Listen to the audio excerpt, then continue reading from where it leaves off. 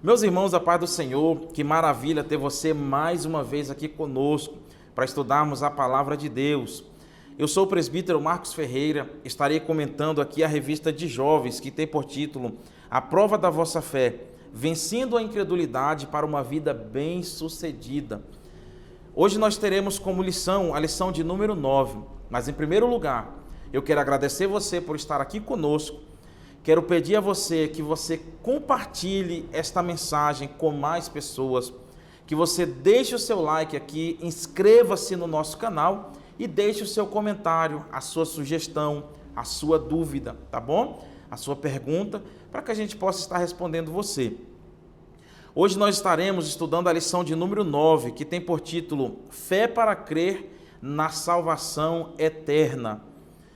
O texto principal diz assim: E como aos homens está ordenado morrerem uma vez, vindo depois disso o juízo. Hebreus 9 e 27. O resumo da lição diz: a Bíblia nos orienta a viver o hoje com a expectativa da salvação eterna. E nós temos aqui 3 objetivos nesta lição. No primeiro ponto é mostrar as teorias ateístas em relação à salvação.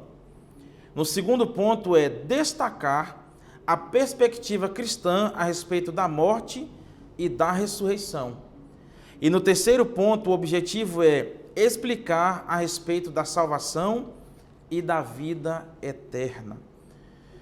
Temos como texto bíblico, você pode estar lendo na sua casa, Romanos no capítulo 10, versículo 6 ao versículo de número 13, tá bom? Você pode estar lendo na sua casa, sendo fortalecido e sendo edificado pela palavra de Deus. Amém? E eu já passo aqui para a introdução, que diz assim: nesta lição estudaremos a respeito da salvação e da vida eterna no céu, junto com todos os redimidos por Jesus Cristo. Por que estudar esse tema? Porque a temática da vida após a morte vem sendo discutida na atualidade por diversos grupos religiosos e cada um tem uma opinião diferente a respeito do assunto. O que mais desperta a curiosidade nessas discussões é o que acontece ao homem depois da morte. Veremos o que a Bíblia diz a respeito do que acontece com uma pessoa após a cessação de sua vida terrena e que destino está reservado a ela. Nós estudaremos hoje sobre esse importante tema. Você quer saber sobre a salvação? Nós estudaremos sobre como adquirir a salvação, por que adquirir a salvação, o que é a salvação. Tudo isso nós falaremos aqui hoje. E traremos algumas referências bíblicas para que você possa estar conferindo na palavra de Deus e sendo edificado e fortalecido. Para você que é professor, para você que é aluno, para que você possa meditar na palavra de Deus. Já partindo aqui, meus irmãos, para o primeiro ponto da lição, que tem por título Teorias ateístas em relação à salvação. Todo ser humano tem um vazio dentro dele do tamanho de Deus. Esse vazio só pode ser preenchido com Deus, com a presença de Deus. Não é com drogas, não é com mulheres, não é com prazeres, não é com nada deste mundo. Somente Deus é capaz de preencher o vazio que tem dentro do ser humano. Já o Manifesto Comunista, ele tenta tirar Deus da história. O Manifesto Comunista, ele diz assim, que só haverá felicidade quando não houver mais religião. Mas isto é um grande engano. O Manifesto Comunista, a teoria do comunismo, é uma teoria ateísta que quer tirar Deus da história. Nós temos estudado isso nas lições passadas. O ateísmo tenta tirar Deus da história. O ateísmo nega a existência de Deus. E os valores comunistas são esses, tentando tirar Deus da história. São totalmente contrários aos princípios e à palavra de Deus. Porém, meus irmãos, nós que somos cristãos entendemos que não há felicidade longe de Deus. Não existe felicidade verdadeira longe de Deus. Eu gostaria de compartilhar com você o Salmo de número 51. Confira aí na sua Bíblia o Salmo de número 51, a partir do versículo 1. Olha só o que Davi ele diz na sua canção, porque salmos são louvores. Ele diz assim: tem misericórdia de mim, ó Deus, segundo o teu constante amor, segundo a tua grande compaixão. Apaga as minhas transgressões, lava-me completamente da minha iniquidade e purifica-me do meu pecado. Pois eu conheço as minhas transgressões e o meu pecado está sempre diante de mim. Contra ti somente pequei. Fiz o que é mal diante dos teus olhos, de modo que é justo quando falas e puro quando julgas. Certamente em iniquidade fui formado e em pecado me concebeu minha mãe. Certamente tu amas a verdade no íntimo, no oculto me fazes conhecer a sabedoria. Purifica-me com hisopo e ficarei puro, lava-me e ficarei mais alvo do que a neve. Agora olha o versículo 8, verso de número 8. Faze-me ouvir o júbilo e a alegria, regozijando-se os ossos que tu quebraste. Esconde a tua face dos meus pecados e apaga todas as minhas iniquidades. Cria em mim, ó Deus, um coração puro e renove em mim um espírito reto. Não existe felicidade longe de Deus. A felicidade verdadeira está na presença do Senhor.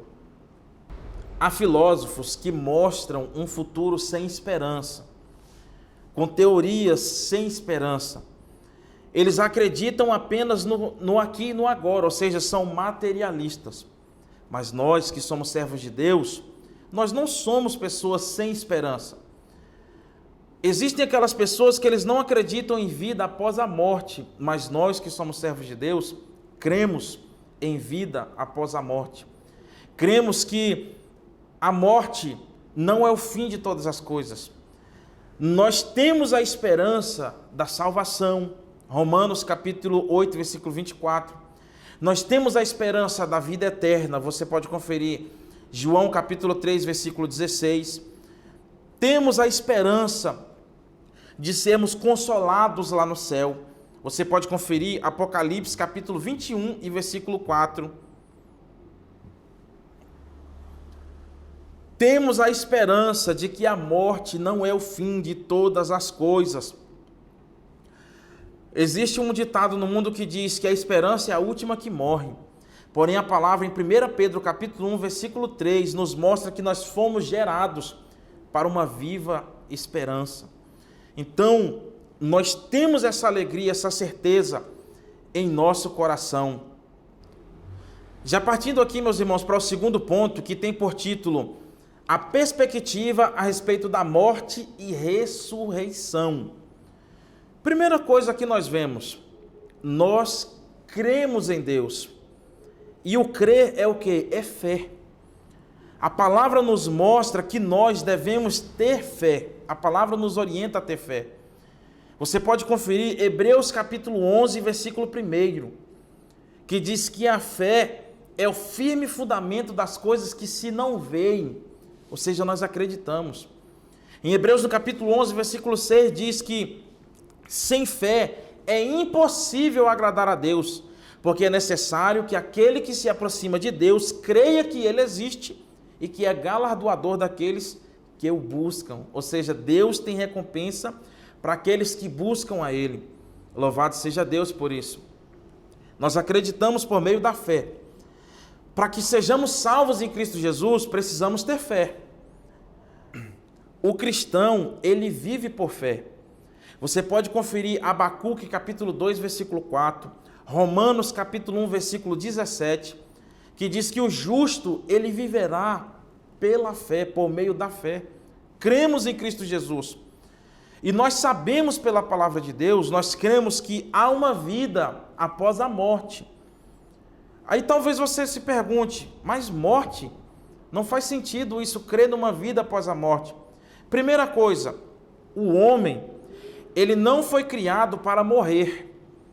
O homem, ele foi criado para ter vida eterna. Isso mesmo, vida eterna. O ser humano, ele foi criado para viver eternamente. Não foi criado para morrer. A morte é uma consequência da queda, é uma consequência do pecado. Quando Deus ele criou o ser humano, ele criou o homem com corpo, alma e espírito. O que é o corpo? O corpo é a forma de nós nos relacionarmos com o mundo. O corpo ele é mortal. Você pode conferir Eclesiastes capítulo 12, versículo 7. O corpo também, ele é morada do Espírito Santo de Deus. O Espírito Santo de Deus habita no nosso corpo. Você pode conferir 1 Coríntios capítulo 6, versículo 20. O corpo é a forma de nos relacionarmos com o mundo. Com o corpo, eu posso tocar nessa revista, nessa Bíblia. Com o meu corpo. Com o meu corpo, eu me relaciono com as pessoas. A forma exterior. Porém, o ser humano, além de ser criado, formado com corpo, ele foi criado de alma mais espírito. Alma mais espírito são inseparáveis. Apesar de distintos, são diferentes um do outro, porém são inseparáveis. A parte de alma mais espírito é a parte imaterial do homem. A alma é a fonte das nossas emoções. A alma é com a alma que nós nos emocionamos, é a fonte de toda emoção. O texto de Salmo, de número 42, verso 2, diz assim: a minha alma tem sede de Deus, do Deus vivo. Ou seja, sede no sentido de sede aqui fala de desejo. A alma com desejo de Deus. Jesus lá em Marcos no capítulo 14, versículo 34 diz: a minha alma está triste, está angustiada até a morte. Porque a alma é a fonte das emoções. Ela é inseparável do espírito, porém ela é diferente. E o espírito é o quê?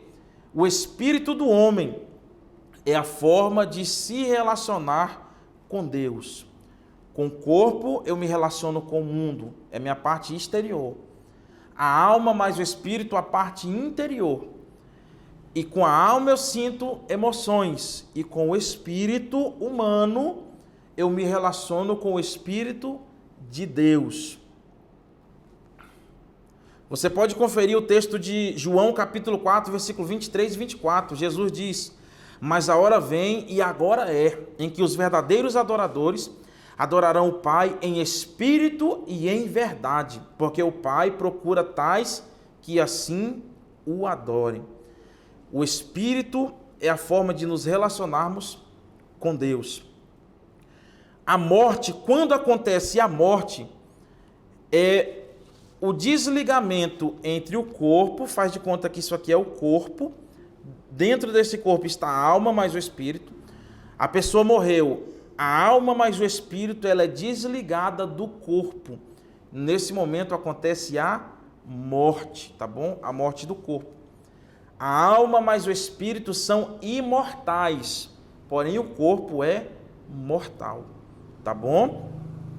E nós acreditamos, que somos cristãos por meio da fé, que um dia o nosso corpo que é mortal, ele será ressuscitado. Assim como o corpo de Jesus Cristo ele foi ressuscitado, nós acreditamos que um dia o nosso corpo mortal também será ressuscitado. Leia comigo, por favor, o texto de 1 Tessalonicenses, no capítulo de número 4, versículo 13 em diante. Presta atenção que o apóstolo Paulo diz: não quero, porém, irmãos, que sejais ignorantes acerca dos que já dormem, ou seja, dos que já morreram, para que vos não entristeçais como os demais que não têm esperança. Cremos que Jesus morreu e ressurgiu. Você acredita nisso? Que Jesus morreu e ressuscitou? Beleza. O texto continua dizendo assim: se cremos que Jesus morreu e ressurgiu, ou se morreu e ressuscitou, assim também cremos que Deus tornará a trazer com eles todos os que dormem em Cristo Jesus. O texto diz: dizemos isto pela palavra do Senhor, que nós, os que ficarmos vivos para a vinda do Senhor, não precederemos os que morreram. Pois o mesmo Senhor descerá do céu com grande brado, com voz do arcanjo, ao som da trombeta de Deus, e os que morreram em Cristo ressuscitarão primeiro. Nós cremos na ressurreição em Cristo Jesus. Jesus, ele morreu e ao terceiro dia ele ressuscitou. E nós que somos salvos em Cristo Jesus, que entregamos a vida para Ele, um dia partiremos deste mundo, morreremos. O nosso corpo que é mortal vai morrer, ele vai para o pó. Mas um dia a palavra de Deus nos diz que Jesus Cristo ele virá e nos ressuscitará. Louvado seja Deus. Nós temos essa alegria. Confira também o texto que Paulo diz em 1 Coríntios, capítulo 15, versículo 50 ao versículo 57. E você será edificado e vai acrescentar na sua lição, no seu aprendizado. Amém? Já partindo aqui, meus irmãos, para o terceiro ponto da lição, que tem por título a salvação e a vida eterna. Primeira coisa, o que é salvação? No grego, a palavra salvação é sotéria, que tem por sentido salvamento de um perigo eminente. A salvação é algo de suma importância para o ser humano. Uma vez uma pessoa me questionou assim: irmão Marcos, mas a pessoa vai ser salvo de quê? Primeiro, a pessoa será salvo do poder do pecado. A pessoa salva em Cristo Jesus, ele não é mais escravo do pecado, porque Jesus o salvou, Jesus o libertou. O pecado não tem poder mais sobre o ser humano. A pessoa que é salva, ele não é mais escravo do pecado, ele foi liberto do poder do pecado. Segundo, a salvação do poder do diabo. A pessoa que foi salva em Cristo Jesus, ele não é mais um escravo de Satanás. Ele não é mais um escravo do maligno, do diabo, do tentador. Ele não é mais escravo. Jesus veio para desfazer as obras do diabo. E terceiro, ser salvo de quê? Salvo do inferno, que é a condenação eterna preparada para todas as pessoas que não temem a Deus. O texto de João, no capítulo 3, versículo 16, diz assim: porque Deus amou o mundo de tal maneira que deu seu Filho unigênito, para que todo aquele que nele crer não pereça, mas tenha a vida eterna. Amém? Então, por isso, meus irmãos, é importante sermos salvos. Nós sabemos pela palavra de Deus que a salvação, ela é por meio do sacrifício de Jesus Cristo, é por meio de Jesus. Você pode conferir o texto de João, capítulo 1, versículo 11 e 12, que diz assim: e ele veio para os seus, porém os seus não o receberam. Mas a todos quanto o receberam, deu-lhes o poder de serem feitos filhos de Deus. A salvação, ela é em Cristo Jesus. Jesus é o Salvador da humanidade. Ele quem pagou o preço, que derramou seu sangue na cruz do Calvário, para poder salvar o homem perdido, o homem pecador.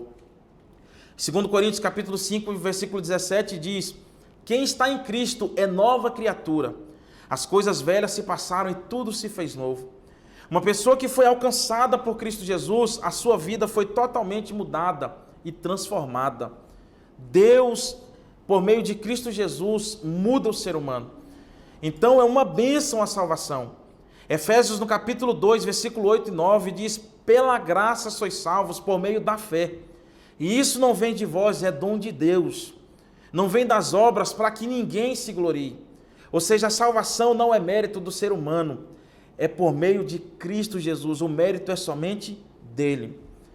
E talvez você se pergunte: mas o que eu preciso fazer para ser um salvo em Cristo Jesus?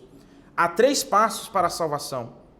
Primeiro passo: você precisa reconhecer que você é um pecador. Isso mesmo. Em Romanos, no capítulo 3, versículo 23, diz que todos pecaram e destituídos estão da glória de Deus. Você precisa olhar para dentro de você e reconhecer que você é um homem pecador, que você é um homem falho, uma mulher falha, que precisa de salvação e precisa arrepender-se pelos seus pecados. O segundo passo para a salvação é você confiar em Jesus Cristo como Senhor e Salvador da sua vida. É você ter fé. Fé em Cristo Jesus.